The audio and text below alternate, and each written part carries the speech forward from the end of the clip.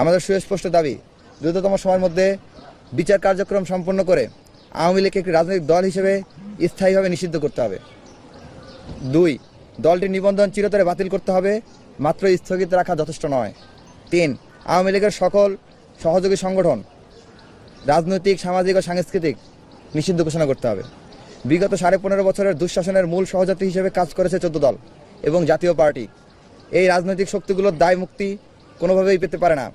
এরা 24-এ সংগঠিত হত্যাকাণ্ড এবং গণহত্যার মদতদাতা এবং প্রকাশ্য সহযোগী শক্তি।